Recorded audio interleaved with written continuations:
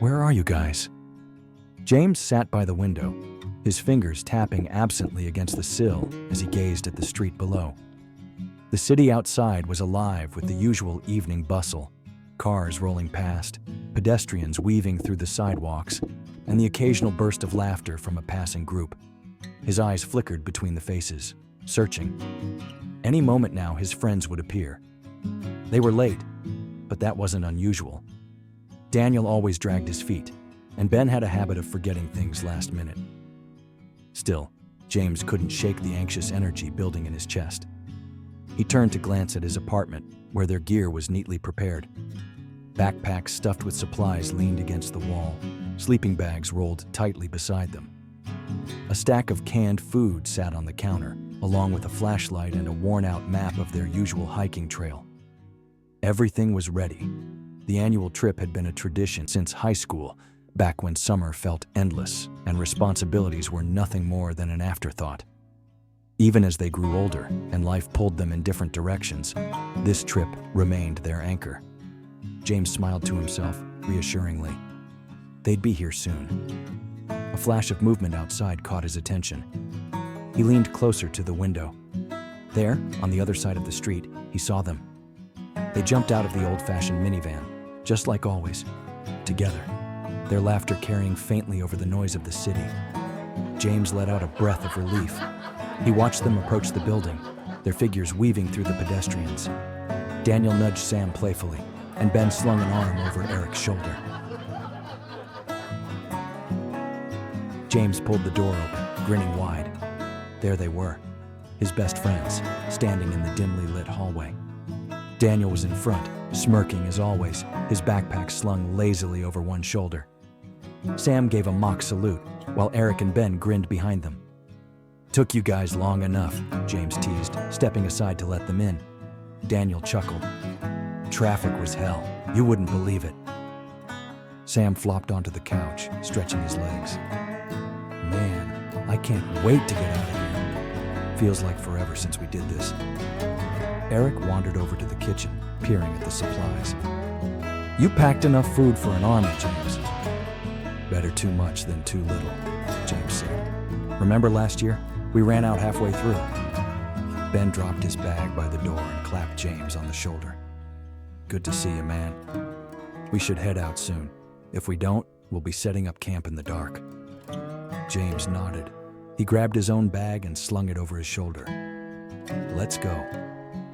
As they left the apartment, James spotted his neighbor, an older man with thinning gray hair. He was always sitting at the same bench and reading his magazine, giving James an uneasy feeling every time he passed him. The man looked up briefly from his newspaper as James passed, offering his usual nod of acknowledgement. Heading to the trip again? Then his gaze shifted slightly, landing just past James. His brow furrowed, lips pressing into a thin line. James followed his gaze, but there was nothing there. A strange chill ran down his spine. "How did you know?" "Never mind." He turned back, but the man had already looked away, returning to his paper like nothing had happened. James hesitated for a fraction of a second, then shook his head. He was overthinking things. Pushing the unease aside, he followed his friends out onto the street. Their adventure was just beginning. The tires crunched against the dirt road as the group's car came to a slow stop at the edge of the forest. The towering trees loomed ahead, their twisted branches clawing at the fog-drenched sky. James inhaled deeply, the scent of damp earth and pine filling his lungs. It felt good to be back. "This place hasn't changed a bit," Daniel said, stretching as he stepped out of the car. Sam laughed. "Except for the fact that it's even creepier than I remember." James slung his backpack over his shoulder, taking in the familiar surroundings. They had been coming here for years, ever since they were kids. Every rock, every winding trail felt like an extension of their shared memories. Yet something about today felt different. They hiked deeper into the woods, their laughter echoing through the misty air. The damp leaves crunched beneath their boots, and every so often the wind would whistle through the trees like a distant whisper. "Remember that summer when Daniel swore he saw a bear?"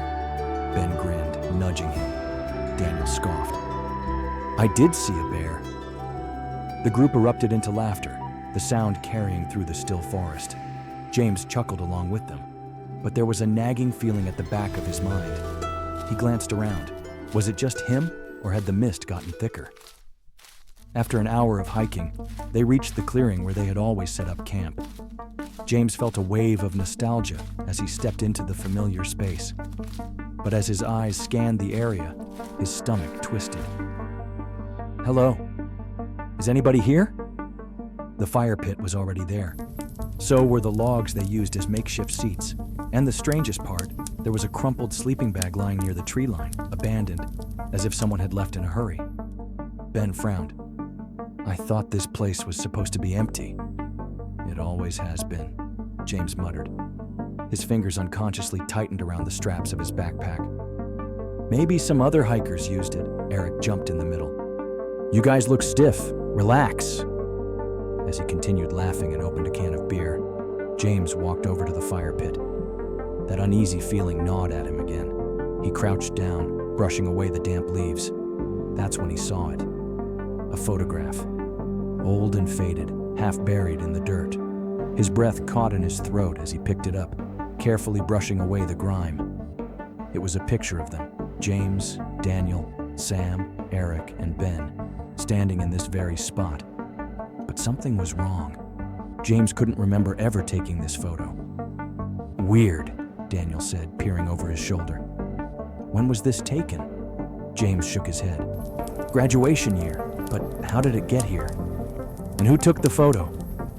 A weird feeling kept running through him as he studied the faces in the picture. They were all smiling, but something about their expressions felt off. Their eyes seemed hollow, their grins stretched just a little too wide, like they would be older. Eric, is that one of your pranks? James asked, with a stone-serious face. Eric shook his head. Yo, I said relax. It wasn't me. It's probably Ben. A gust of wind rustled through the trees, making the branches groan. The sky had darkened considerably, the fog thickening like an unseen presence wrapping around them. We should set up camp before it gets too late, Daniel suggested, shifting uncomfortably. James hesitated before nodding. Maybe he was just overthinking. It was just an old photo, probably left behind by Eric. He and his jokes, that had to be it. He sighed. Guys continued the night by setting up benches around the campfire. The night slowly arrived. They emptied the drinks, shared stories and memories, as their voices quietly faded into the forest. James jolted awake. A faint whisper slithered through the dense night air, threading its way between the rustling leaves and the distant hoot of an owl. At first, he thought it was the wind, but as his grogginess faded, he realized the sound was too distinct, too human. His breath hitched. The whispering was coming from just outside the tent. James turned his head slightly, careful not to make a sound. The dim glow of the dying campfire flickered through the thin fabric, casting shifting shadows along the tent walls. His heart pounded. He listened. Low, hushed voices murmured words he couldn't quite make out, like multiple people whispering at once. The sound freaked him out. Then, just as suddenly as it had started, the whispering stopped. The silence was worse. James reached for his flashlight, swallowing the dryness in his throat. He turned toward Daniel's side of the tent. It was empty. A pit formed in his stomach. Daniel? He whispered, nudging the sleeping bag. It was cold. He unzipped the tent, stepping out into the crisp night air. The campfire crackled faintly, casting eerie, flickering light over the clearing. The others were still asleep in their tents, their forms barely visible through the thin fabric. James scanned the area. Daniel! No answer. The trees loomed around the campsite, their skeletal branches swaying gently. The mist from earlier had thickened, curling around the trunks like grasping fingers. James took a few cautious steps forward, his boots crunching against the damp leaves. Then he saw Daniel's flashlight, lying in the dirt near the edge of the clearing, its beam still faintly glowing. A sharp spike of fear jabbed through his chest. Guys, wake up! The tents rustled as the others stirred. Sam was the first to unzip his tent, rubbing his eyes groggily. What's wrong? Daniel's gone, James said, his voice tight. That woke them up fast. Within moments, they were all standing outside, their breath visible in the cool air. Maybe he just went to take a piss, Eric offered, though the uncertainty in his voice betrayed him. And his flashlight? James asked. Silence.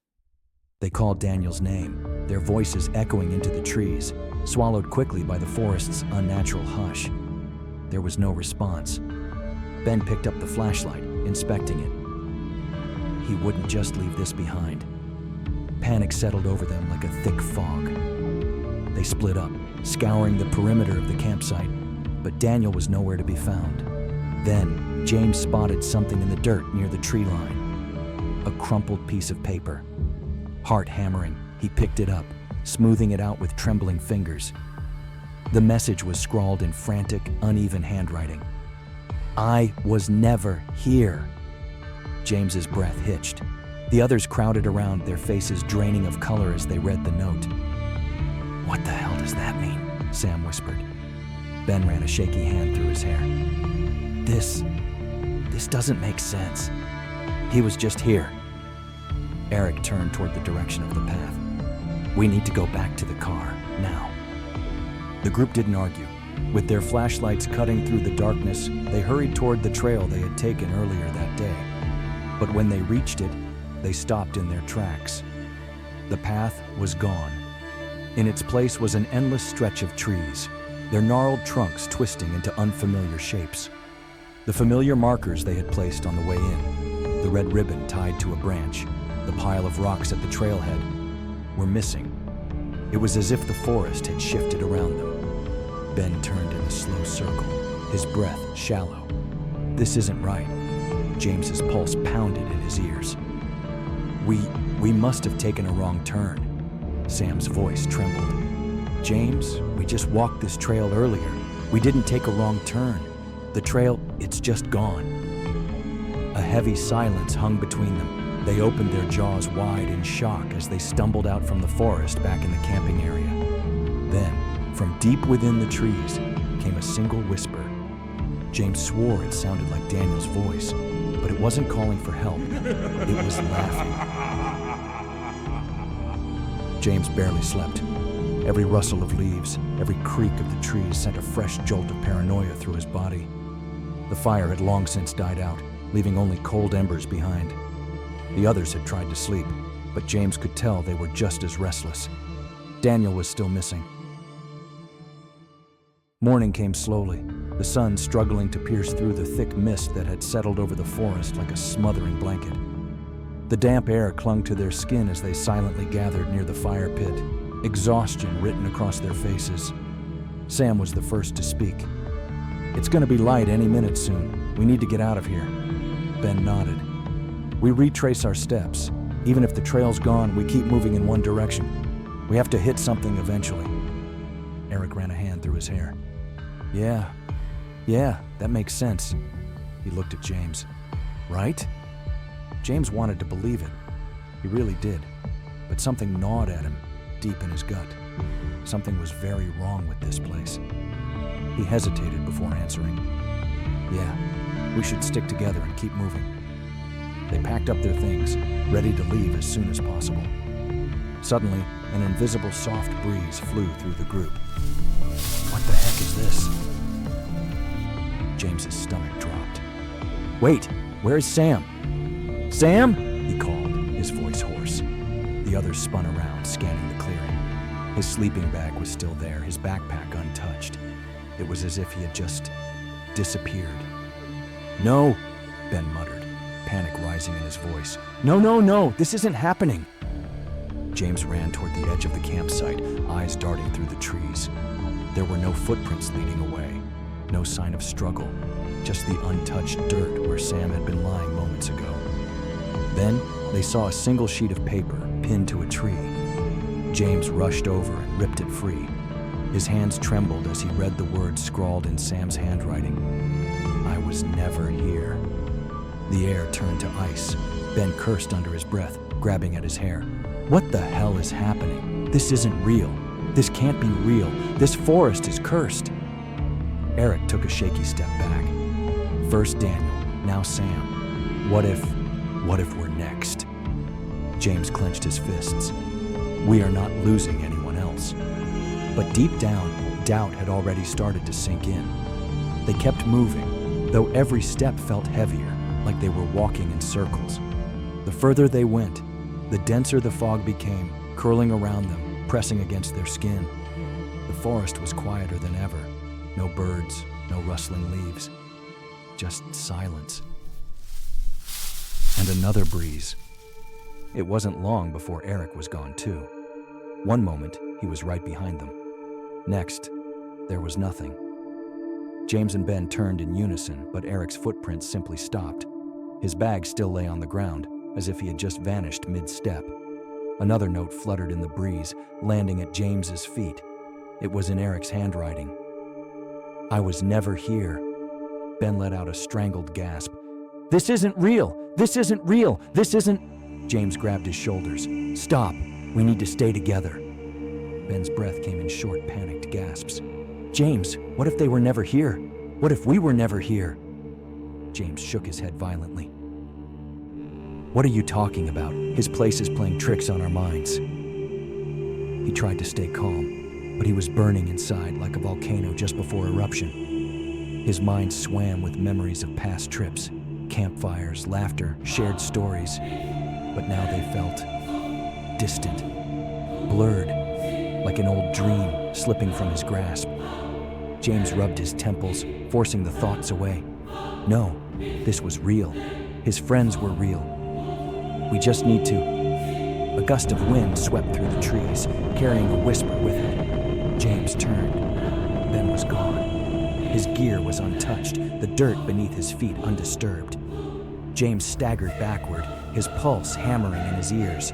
He spun in a frantic circle, gripping his own arms as panic clawed at his throat. No. A final note lay at his feet. James hesitated before picking it up. His own name was scrawled across the top in handwriting that sent a chill down his spine. It was his own. I was never here. James's breath hitched. The trees around him felt taller. The air pressed against his chest. He was alone. The forest swallowed them whole, erasing every trace of their existence. A whisper curled around him, threading into his ears. And this time, it was his own voice. James ran. Branches tore at his skin as he crashed through the dense forest, lungs burning, legs aching. The laughter followed him, warped, distorted, and everywhere at once. Shadows moved between the trees, flickering in the edges of his vision. They weren't human. They weren't his friends. He didn't dare look back. The fog thickened, curling around his feet like grasping hands. His boots slipped on the damp leaves, but he pushed forward, ignoring the sharp pain in his chest. His mind screamed for him to stop, that there was no way out. But then, through the mist, a shape emerged, a cabin. James didn't question it. He surged forward, sprinting toward salvation. The moment his fingers touched the rough wooden door, he shoved it open and threw himself inside, slamming it shut behind him. Silence. His body shook as he pressed against the door, his breath ragged.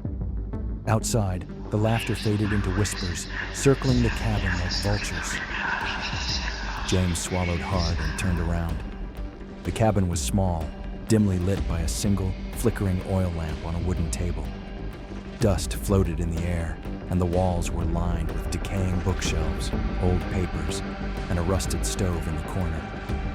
The air smelled of damp wood and something else. Something rotting. His eyes landed on the table. Journals, newspapers. James stepped closer, his fingers trembling as he flipped open the first journal. The pages were yellowed, the ink smudged, but he could still make out the handwriting. July 7th, 1972. They're gone. I can't remember their faces anymore. Were they even real? He turned to another page. August 15th, 1984. The forest doesn't let you leave. It eats you. It changes you. James's pulse pounded. His gaze shifted to the newspapers stacked beside the journals. The headline screamed at him. Hikers vanish without a trace. Local authorities baffled. Mysterious disappearances span over decades. No clues left behind. James' fingers tightened around the edges of the paper. This wasn't just about them. This had happened before, over and over again. And then his heart nearly stopped. In the corner of the room, next to the broken stove, sat a pile of camping equipment. His backpack, Daniel's jacket, Sam's boots, their things, all here. James took a step back, his head spinning.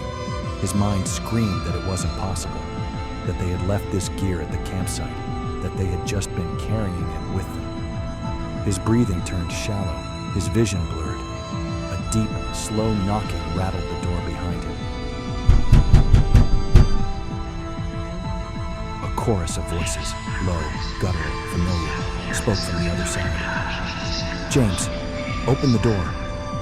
James, it's us. His hands curled into fists, nails digging into his palms. No, he whispered. You're not real. The knocking grew violent. The wooden doorframe groaned under the pressure. Let us in. The door exploded open. James staggered back, eyes widening as the figure stepped inside. It was him, or at least something wearing his face. The thing that stood in the doorway was a grotesque, twisted version of himself. Its skin was slick with fresh blood, its clothes torn and dripping red. Its eyes, his eyes, were hollow, dark pits that swallowed the light. James's stomach twisted. His body screamed at him to run, but his legs wouldn't move. The figure smiled, a jagged, unnatural grin stretching across its face. And then it whispered, in James' own voice, "You were never here." James fell to his knees, his entire body trembling as he pressed his palms against his eyes, trying to shut out the nightmare before him. The wooden floor beneath him felt cold, but his skin burned as though fire licked at his veins.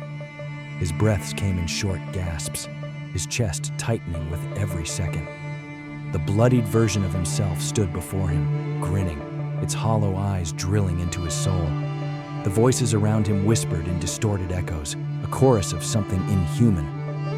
Then a sharp sting. James barely registered the sensation in his shoulder before darkness began creeping at the edges of his vision. A calm, unnatural numbness spread through his limbs, his body growing heavier. Somewhere in the haze, a deep, familiar voice spoke. "Don't you know where we are, James?" The laughter died down. The shadows receded. The warped world around him began to shift. James squeezed his eyes shut, his hands gripping the sides of his head. No, this wasn't real.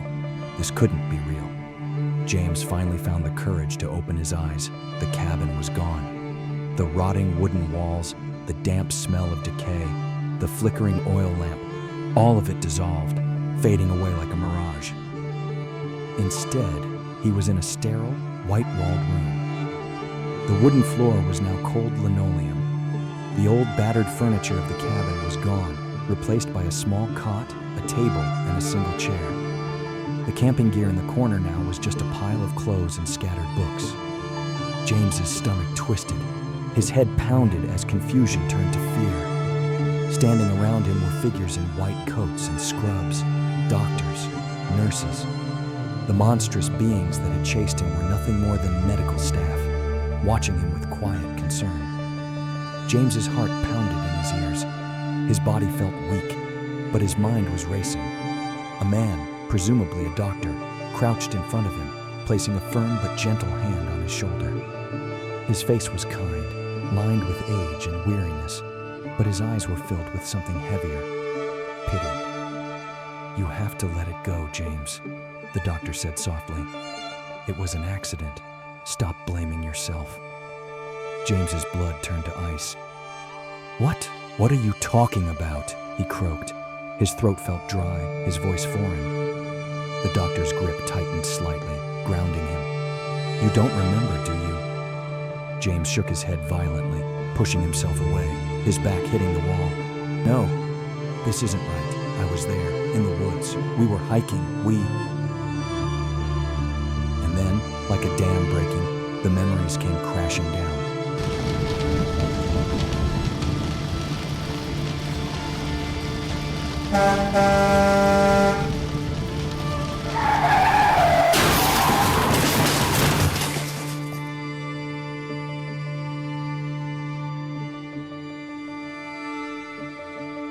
No, that's not true. I just saw them. They were here. We were together. Tears blurred his vision. His body trembled with denial, but the truth settled in his bones, suffocating and inescapable. James's body grew heavy, his thoughts blurred. The sedative was working, pulling him into unconsciousness, and the room around him faded. The sun peeked through the window, casting long, golden streaks across the floor.